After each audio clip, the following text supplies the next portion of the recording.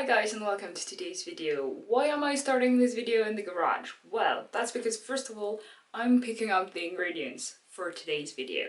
Yes, it is a baking video. Second thing, I need to plug up this fridge. And third thing, most important thing, I don't want to wake up Mark, who's in the living room where I'm gonna be cooking, basically. And I don't want to wake him up, he's still napping. So yeah, I'm gonna start this video here, explain to you what's happening, and then record bits and like today's bits without making too much noise, hopefully. So what's happening is it is Thursday today, and on Saturday we are supposed to go to a birthday party, COVID birthday party, which is gonna be a bit strange to like keep your distance with family and everything. But we're gonna do that, and so it's gonna be about 40-ish people, and I'm supposed to bake the cakes, because I'm gonna make 3 of them.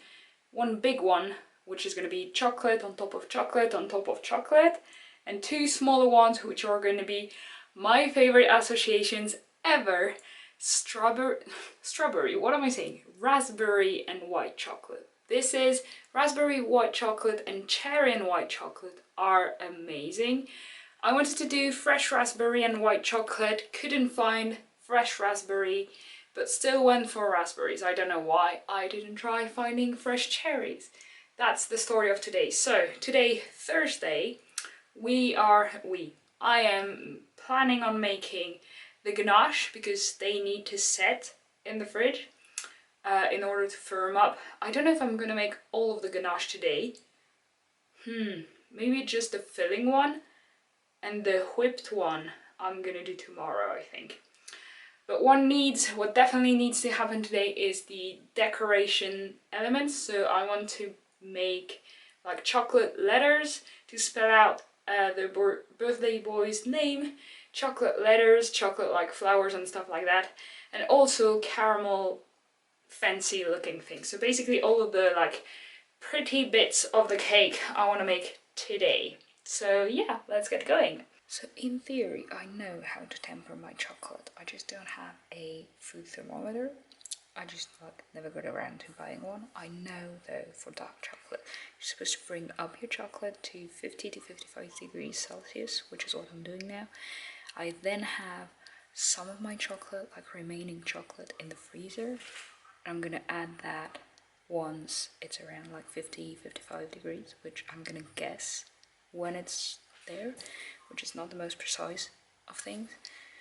My remaining chocolate is in the freezer, so that I add it in to help like cool down the temperature. I need to go down to 31 to 32 degrees, which I know what it feels like on my skin. Based on like working with cheese and stuff, I know my 32 degrees, so that should be okay. And then you have to bring it back up to 38 to 39, which is basically body temperature. So again, I know what that feels like on my hand. So yeah, apart from the like 50 to 55 degrees, I should be fine.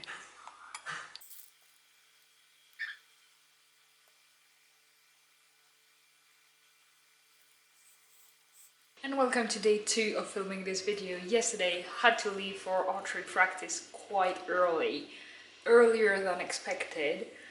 Tempering chocolate, turns out, takes a long time. So today I've got a lot to do, so hence my face, I'm just like straight out of work. So yeah, that's what you're gonna get. I have to bake 8 sponge cakes, which is the bit that I'm the most comfortable with, because like I've got a recipe that I've done hundreds of times. Maybe not myself, but like my mum have done it since forever, my grandma has done it since forever. Like it works, it's a good recipe. So, and I've done it at least 10 times myself, so it should be fine. I've also done it at least once in this oven, so I know how it works and how it bakes, because sponge cakes, like for Swiss rolls and stuff, are quite sensitive. Like it's a time thing, you have to watch them. So yeah, should be good with that. I also have to make 3 ganaches, 3 separate ganache: white chocolate, dark chocolate, and milk chocolate. And also I have to do the bits that I didn't do yesterday, which is the white chocolate little ball thingy that I want to put on top of the cake. So yeah, quite a lot to do, which is why I'm literally like straight out of work. So this recipe calls for 3 egg yolks and 100 grams of sugar, plus some warm water, 30 grams of flour and 50 grams of corn flour and some yeast. The 3 egg whites like beaten to soft peaks, or like kind of in between soft peaks and stiff peaks, and then 10 minutes in the oven, and then I'll show you a little trick. So of course, because I'm making 8 of those, I've got loads of eggs.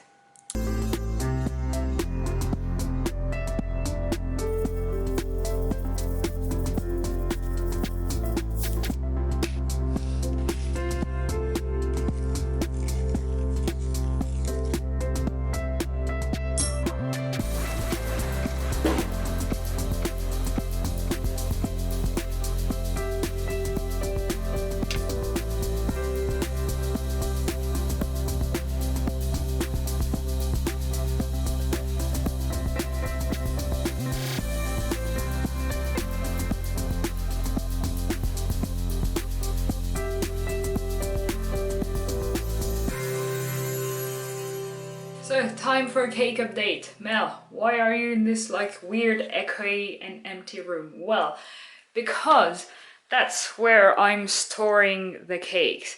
Here are 8 sponges. They are all baked, obviously. And then once you take them out of the oven, you put a damped tea towel around it, and then you wrap that in cling film, like very, very, not tight, but like, so that no air comes out.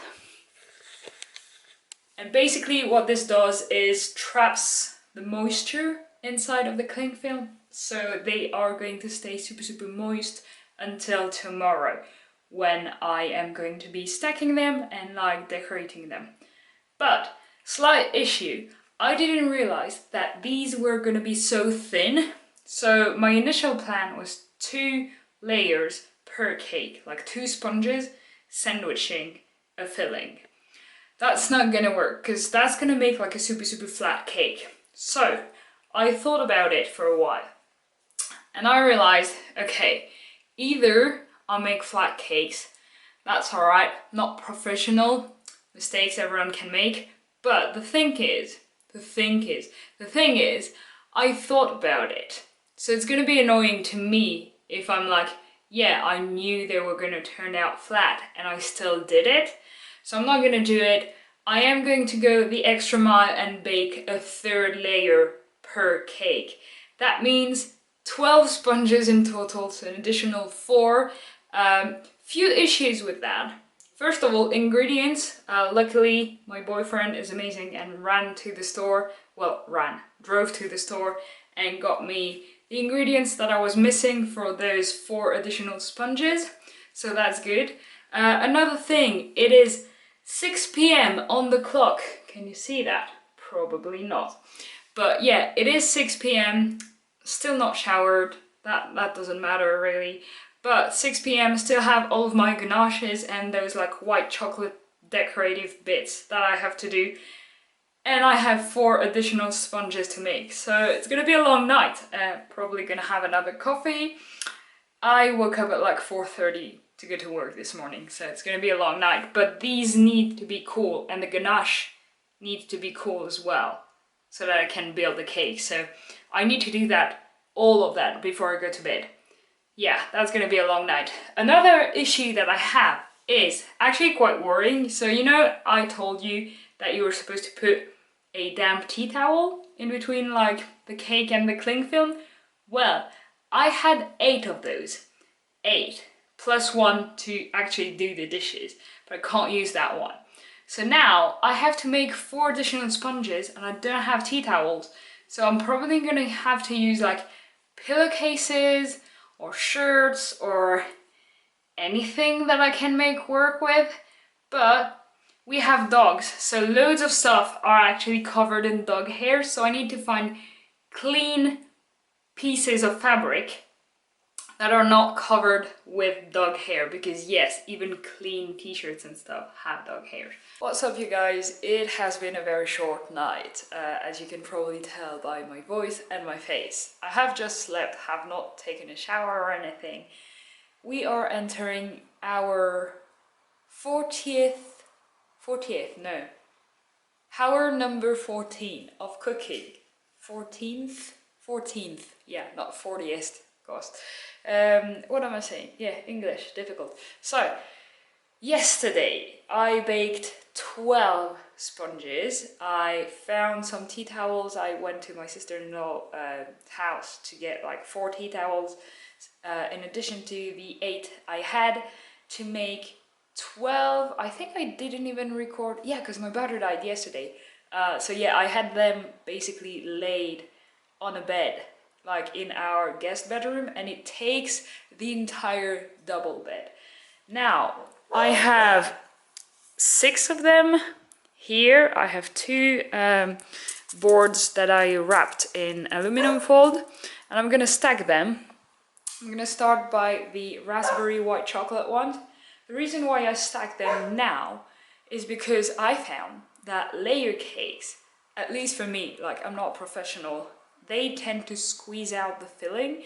So if you stack them and like fill them and decorate right away, they like squish out the filling and it spills on the edge and it's messy and it's gross and it doesn't look good. I mean, it still tastes good, but it doesn't look good. So I'm gonna stack them. Swan! As I was saying, I'm gonna stack them starting with the raspberry one so that the cake has time to like really soak in the filling. They are still like super moist, which is good. They're gonna be tasty. Swan, this dog. And then I'll whip up my 2 ganaches that I actually haven't checked on. I checked on the filling one, the chocolate one, because yesterday, oh my god, it was like so late. It was 11 p.m. and it looked like it was going to split. And I was like, oh my god, if it's not fixed tomorrow morning with like a bit of chilling time, if it's not fixed, I'm just gonna have to run to the store and like get some Nutella or whatever. Which would have been a shame because I spent a lot of time making these ganaches. So, stacking the cakes, whipping up the ganaches, letting them chill, shower in between, and then it's gonna be cake decorating time. By the way, my tempered chocolate that I took like 2 hours to make, yeah, that didn't went well. I think, first of all, I said the wrong like temperatures in the video. I don't remember what I said because that was 2 days ago, but it's definitely 50 to 55, down to 28, 29, and up to 31, 32. And I think either I went too far down, so I was like at 26 maybe, or I didn't warm them up back enough. They didn't do this like weird white bit on the chocolate, so they are still pretty, but they don't like snap as a good tempered chocolate should, but they still look really beautiful. You'll see that in a minute, well, in a few hours for me, but in a few minutes for you. I was gonna show you the finished product, but look how perfect this ganache looks. Like, it's spreadable, it tastes really good. I just hope that I'm gonna have enough for 2 layers, because the plan was just 1 layer, so yeah, we'll figure it out. They are amazing. I have to get ready, we have to be there in like 10 minutes, so, but I just want to show them to you, just in case something goes wrong. Fingers crossed it doesn't, but just in case something goes wrong in the car.